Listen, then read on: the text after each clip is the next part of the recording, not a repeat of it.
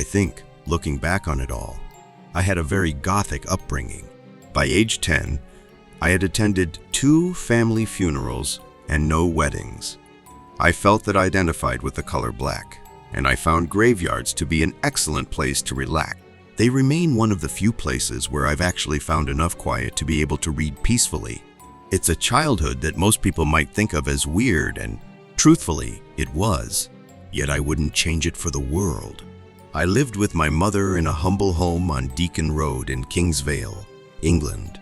It was a pleasant and simple life. She'd drop me off at school, head to her place of the work, the local hair salon, and then pick me up at the end of the day. Rinse and repeat. I spent almost every moment that I could with my mother. She was my role model, and I wanted to be as confident and as composed as she always seemed to be. I hoped that by adulthood, I would have inherited those traits. And after recently reaching that milestone, all I can say is that my respect for the woman has increased exponentially. Being grown up is anything but relaxing. Anyway, let's get back on track. I imagine that a few eager readers might have come to question where my father was during my youth. Well, here's your answer. Remember those funerals I mentioned? Yup, he was the second one. The first being for my great-grandmother on my mom's side of the family tree. She was not a woman that I knew particularly well, I must say. It was one hell of an adjustment, losing him so young, and it hit my mother and I with some serious force. I was only 6 at the time, and I was a little bit confused, to be honest, about what was going on. My great-nan had passed the year before, and I was getting to grips with that one, sort of. But the loss of a parent is a whole other matter. I couldn't accept it. If you're wondering what it was that took my father's life, I've got one word for you, and I'd recommend that you prepare yourself because it's an ugly one. Cancer. To add a second word to the mix, for those that crave specifics. Brain. It didn't take long to take him, apparently. I can't quite remember the journey. All I remember is the ending. Thus, my mother and I were left alone. The company my father had worked for kindly paid off the mortgage on the house, out of respect, and my mom also received some money from various places and people in order to support me. She did a great job of that, overall in my opinion. As previously stated, I believe that I was raised as a little goth kid. If you're picturing a child that wanted nothing more than to one day wake up in the body of a raven, you're pretty damn close to the mark. However, I wouldn't associate myself with misery. I was quite happy with a great many things. I suppose I was more suited to the aesthetic than the lifestyle. Either way, I was never bothered about the way I was raised. In fact, I thought of it as pretty awesome. One of my favorite things about my youth was all the effort my mother would put into Halloween. She treated it like Christmas. Only, instead of wearing green, red, and white, you had to wear black, dark red was also acceptable. She even went out of her way to get gifts for the occasion. I always made her a little card, whereas she went out and purchased genuine presents. Pretty good ones too, usually. One year, she gave me an ebony necklace of a slender snake, coiling around a cylindrical to form an ankh. For the uninitiated, an ankh is the Egyptian symbol for life. You have more than likely seen one before, whether you know its name or not. Another year, she came home with a book full of short ghost stories, all written by different authors. She read a couple of the creepy, but not scary ones to me before bed. I still have that book today, although I'm not too sure of where I've put it. When I was 11 years old, my mother gave me a gift unlike any of her others. It was a CD case, and inside of it was a music disc. I looked at the front cover and saw that what I was holding, allegedly, was the 20 scariest songs for kids at Halloween. I jumped with joy and ran upstairs immediately to start listening to track 1.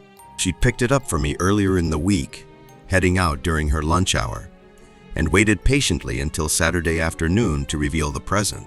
I was delirious with excitement, and I darted with it to the upper floor of the house, moving with all the grace of a headless chicken. My mother called up to me from the bottom of the staircase when I had nearly reached her room to say that she needed to quickly pop out in search of a pumpkin. She yelled that she'd been checking throughout the week and everywhere had been sold out. I asked her if I could come with. The evening was approaching, and I didn't like being alone when it got dark outside. A goth kid that's afraid of the dark? Ironic, I know. Luckily, it was rare that my mother left me in the house by myself, and on the few occasions that she did, she always made sure it was bright outside. In response to my plea to go with her, she told me that she wouldn't be long and I had music to keep myself occupied.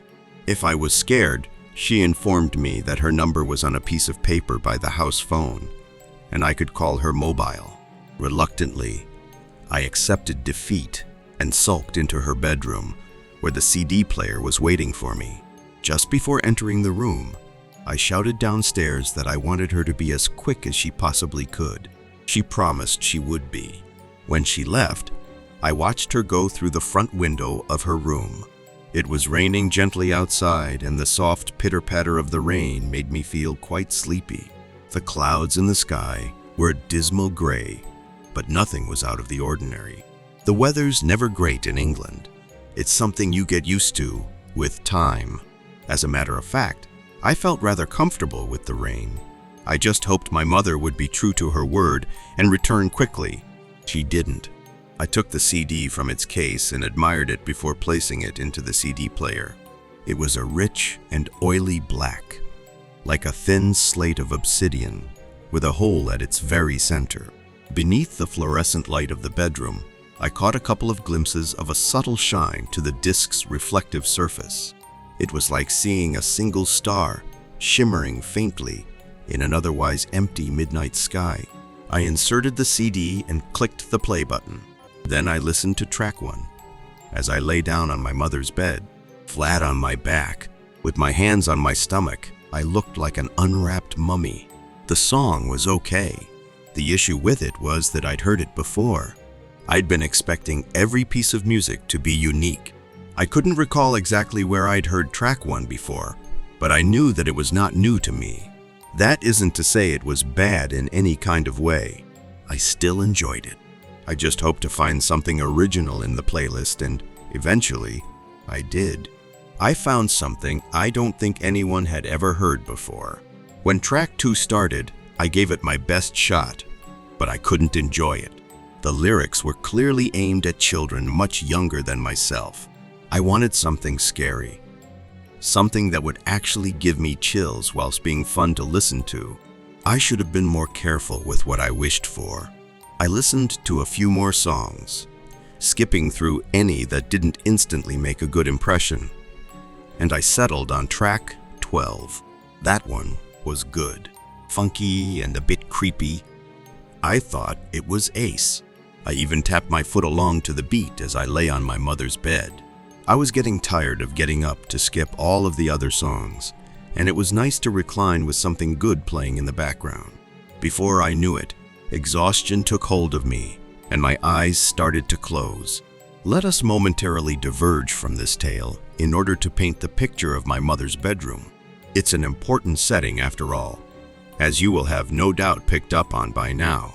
So, without further ado, imagine the following in your mind. Located at the front of the house, with a large rectangular window overlooking the rest of Deacon Road, her room was a place where everything was designated to a certain and specific location, from which it would likely never be moved. Clutter was scarcely seen, and the carpet, a gentle blue in color, was immaculately clean.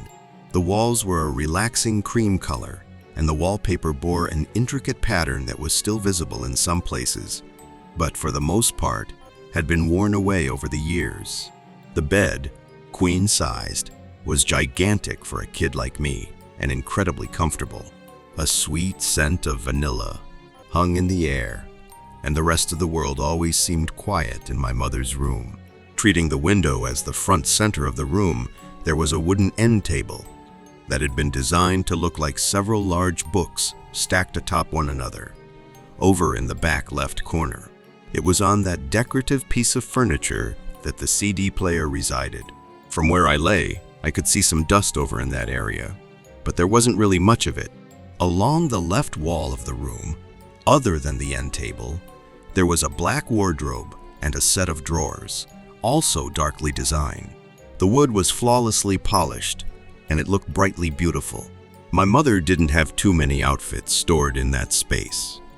She merely liked the way everything looked with the room, and I can't say that I disagreed with her.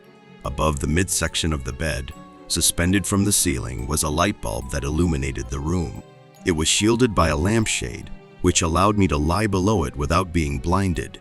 Its switch was on the right-hand wall, very close to the door used for entering and leaving the bedroom. The right wall itself was mostly barren, with the exception of a large clock in the shape of the moon. It had no numbers on its surface. You just had to make an approximation, which isn't too much of a problem, unless you need to be really specific. Either way, I could never understand why my mother wanted it. It could glow in the dark, so I guess it had that in its favor. I still thought it was stupid, though. Well then, that's about all I can think of that's worth stating. Let's carry on with what happened when the music stopped and track 13 started to play. It wasn't a song. There was no beat, no rhythm, no instruments, and no melody of any kind. There was, however, a voice. The bone-chilling vocals of this mysterious narrator poured into the room like a cloud of poison. It was a voice that I have never heard again since that day, nor have I encountered anything capable of closely resembling it. It was as unique and memorable as it was terrifying and baritone. If ever asked to identify that nightmare narrator today, regardless of how much time has passed, I know that I could do it. The sinister sound slithered from the speaker of the CD player and swam down my ear canal, where it managed to bury itself within the darkest part of my brain. It is something I know I shall carry with me to the grave. Until then, no matter how hard I try, it will never leave. Pulled from a state of half-sleep, I jolted upwards and turned to face the source of the noise. There was nothing visually wrong with the equipment, and foolishly, I thought that I might have been overreacting to the intended audio of track 13. So naively, I chose to listen to what was being said, hoping that things would change. To say that the narrator had a deep voice would be a spectacular understatement. Their voice was as deep and as dark as the ocean of time. My vocabulary, at the age of 21, is nowhere near proficient enough to accurately describe what I heard that day in any level of detail. I sincerely doubt that a professional poet or practiced wordsmith could do justice to something so monumentally atrocious. I shudder to think of the sheer power possessed by the vocalist as they spoke to me from the CD player. They ensnared me with their words, rooting me to the spot. I was frozen in absolute terror. At the door, I knocked 3 times. Thud, thud, thud.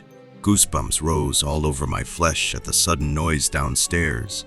A ghostly hand delicately descended down the curve of my spine, and a couple of horror-birthed tears sprouted in my eyes.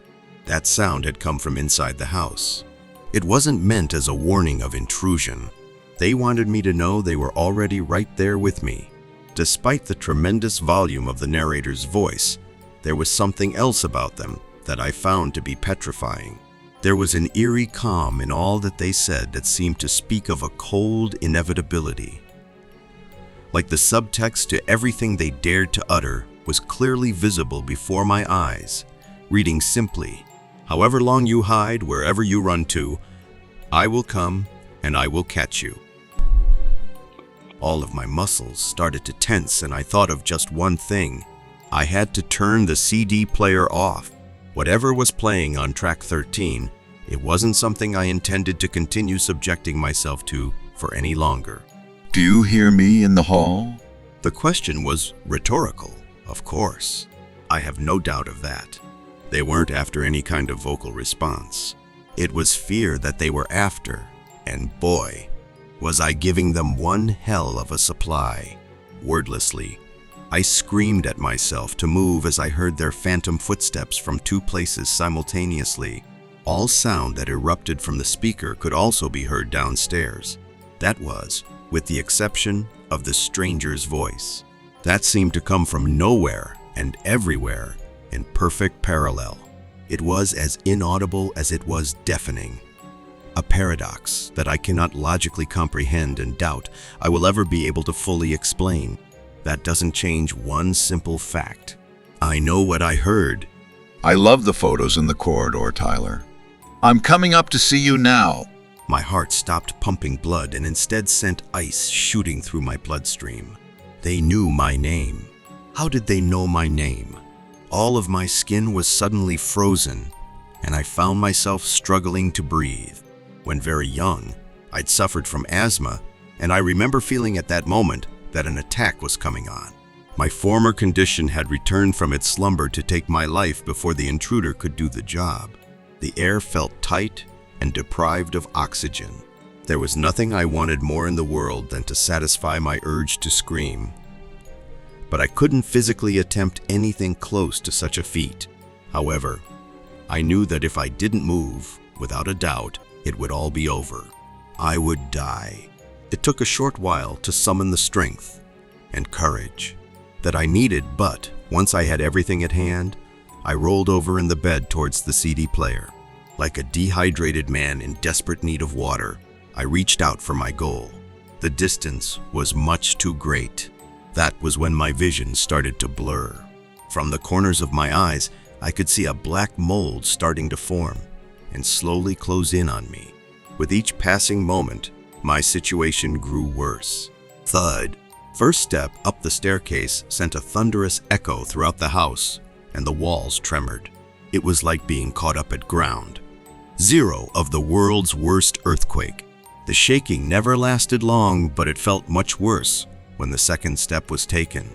I realized that they were getting closer, and I wasn't doing anything to stop them.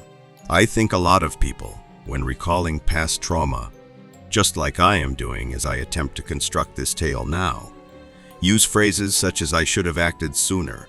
Whilst this is definitely true in my case, I do not hate or blame myself for hesitating. I remember all too well what it was like being trapped in that bedroom with nothing to listen to other than the footfalls of the approaching intruder. By the time they were halfway up the stairs, I was out of bed and leaning over the end table. My vision was nothing but a small circle of clarity, surrounded by lightning forks of black blindness. The weather outside had worsened by quite a bit. A storm was on the way. Before the narrator could declare that they had progressed any further, I pressed the square button on the CD player to stop whatever the hell was going on. I collapsed forward, dazed and unable to maintain my balance. I smiled as I hit the ground. I had heard, clear as day, the all too important click to signal that the CD had stopped playing. And, to confirm my theory, the footsteps had ceased. I was safe. I drew in a deep breath of beautiful air, finding no difficulty in doing so, and expelled it with glee as I lay sprawled on the carpet of my mother's bedroom. Then the laughter started. The house rocked unsteadily on its foundation, and I was suddenly, once again, gasping for breath. I held my throat with both hands, praying for the sweet taste of oxygen. A terrible roar of corrupted joy filled my ears. It was intoxicating. The narrator was closer, and they were going to reach me. I knew it. There wasn't a thing that I could do, but I still wanted to try. After a few moments, the triumphant laughter stopped, and my breathing seemed to settle. It was unsteady, and I still felt like I needed more oxygen, but I was able to manage. That was when I decided to make a move. Using the bed as a support, I stumbled clumsily back onto my feet and waddled to the foot of the bed, where I could look at the door. I thought about how my mother had left her phone number downstairs, and there was no way of contacting her without encountering whatever was after me. 1 step, 2 step, 3 step, 4. Who's that knocking at your door? 2 step, 3 step, 4 step, 5. Is Tyler Jones still alive? I listened as they strolled from the top of the staircase, past the back wall of the bedroom, and to the door. My body was quivering, but I tried to maintain a brave face as best I could. My sight had returned to normal after my brief collapse, and I was mentally trying to prepare myself for what was about to come my way. They were so close now. I didn't know whether it was worth diving out of the window and running for the hills. As I contemplated the idea, there was a guttural rumble of thunder from the sky. The storm was underway. I'm outside the door. Let me in. Although the voice had been so naturally intense, the line was delivered barely above a whisper. It was like I was being mocked. They'd arrived at the bedroom without issue and were asking that I kindly open the door to confirm what was already a fact. They had won. I didn't move. All I did was stare at the door. The handle didn't move. No hand struck the other side. However, I could see something at the bottom through a small gap. Perhaps it was a shadow.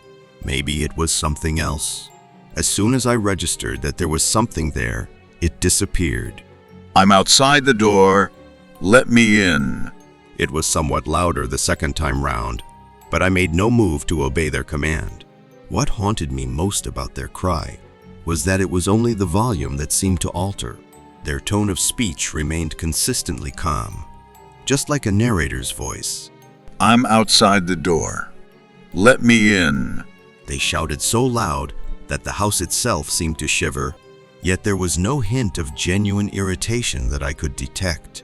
I gripped the bed with both hands. My knuckles clutched so hard that my skin was as white as bone.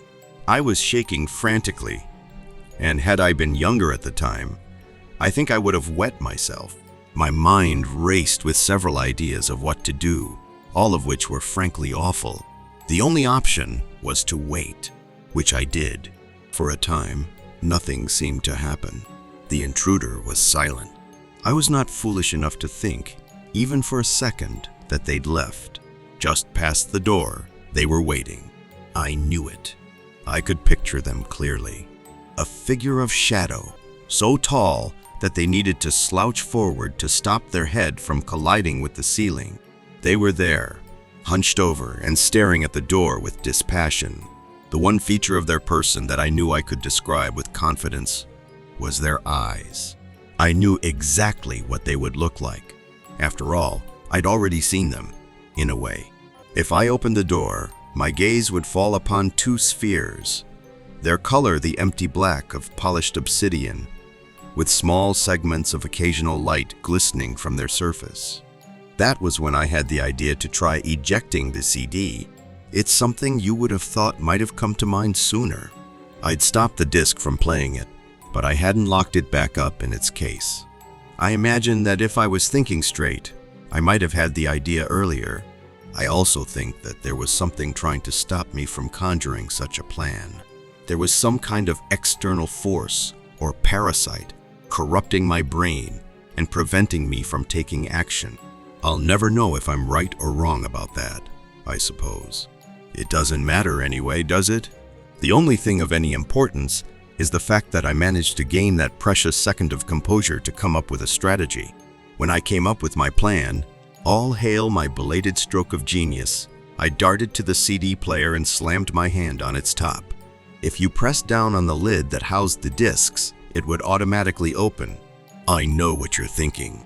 That's some pretty advanced technology right there. Damn right. When the top leapt open, I snatched the black CD and thrust it back into its case, doing the whole action in a single fluid movement. It was done. I hoped. I'd been fooled once. I didn't want to be tricked again. What I decided on doing was waiting for my mother to return and find me. Before that, for curiosity's sake, I would place my ear to the door and listen for any signs of life, making sure not to touch the handle.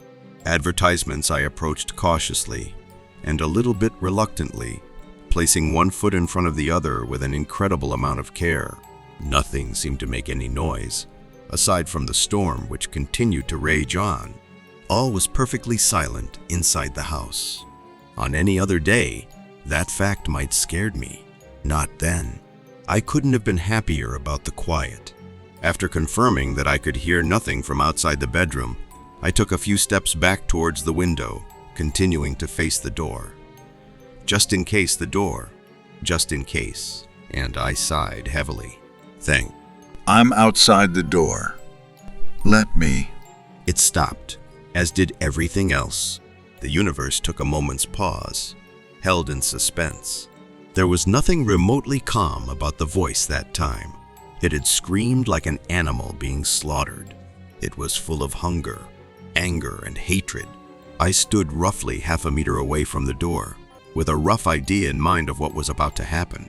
I fought away the urge to start hyperventilating and crawl up into the fetal position. If there was ever a time to be tough, it was at precisely that second. On the mark of what I felt could be my final exhalation, it happened. In. The voice screamed and the door flew open, its hinges shattering like glass.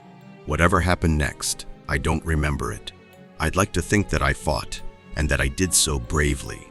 I cannot say if I saw the individual responsible for my torment, and I don't intend to lie and claim that I did. All I know is that when my mother returned, I was fast asleep in her bed, clutching her Halloween gift to my chest.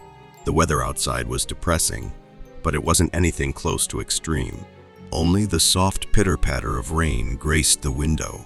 I told my mom about track 13, and can you guess what she said? If anyone opted for, there was no track 13, well done to you. She showed me so herself that the playlist was numbered 1, 12, and 14, 21. Apparently, track 13 had been cut out due to the superstition that it was a cursed number. So one might think, was it track 14 that I listened to? Nope. Before the voice even began, I'd heard a much more monotone speaker announce that it was track 13 about to be played. Maybe I heard wrong. It's possible. Although I did go back and play track 14 at a later date, just to check whether or not I was mistaken. It was just a normal, and admittedly, quite awful, Halloween-themed song. I would have come to doubt everything that happened that day if it wasn't for the trouble I had getting to sleep. I mean, after what I'd experienced, who wouldn't have trouble sleeping, right? Every time I closed my eyes of a night, in that minute fraction of time between them being open and shut, I'd see someone standing at the foot of my bed. They were a tall figure, and they slouched over my body so that their face peered down directly at my own. Their eyes were the color of a midnight sky. They came every night for years, and during that time, I could never dream. My mind was drained and empty. I believe that's what they wanted from me, all of my dreams and nightmares. They were a dream eater, or at least, that was what I called them. It was that grotesque feeding that inspired me to nickname them Leech, an appropriate name, I felt. The more I thought about it, the better it suited them. What do you think a leech would sound like if it could imitate human speech? Whatever you're thinking, that's exactly what I heard when they first whispered to me from the other side of the door. Around a year ago, when I was preparing my stuff for my eventual departure from Deacon Road, I stumbled upon the black CD. It had been locked away in the attic by my mother a few months after the incident, and whilst she had forgotten all about it, I had searched multiple times and never managed to find it. So, what did I do when I found it? Did I burn it, break it, or smash it? No, I did something much worse. I sold it. There wasn't too much to be made from the sale, but the guy I gave it to thought he'd be able to sell it to someone simply based on how it looked, not what was on it. That was all fine by me. So long as I was rid of it, I didn't expect anything to change. I thought that I'd continue to be haunted for the rest of my life. But a few weeks after the initial transaction occurred, Leech disappeared from the foot of my bed. I started to dream again. I don't know who purchased the black CD and found track 13. All I can say to them is that I'm sorry, which doesn't amount to much, does it? Perhaps, over the course of the past year, it has traded hands again. It's not impossible. For all I know, one day, in the distant future, someone reading this tale of mine might be the unfortunate soul in possession of that accursed artifact. Check your attic if you're curious. Don't worry about finding it. It will find you if it needs to, so long as you're close by. And if you do manage to discover it, destroy it. Succeed where I failed and cleanse this planet from its presence. Whatever lurks within the words of the elusive Track 13 is a being of unimaginable patience. If allowed to live, I believe that it will lie dormant in the black CD for all eternity if need be, just waiting for the right time, waiting for the right time, waiting for the day that someone decides to listen.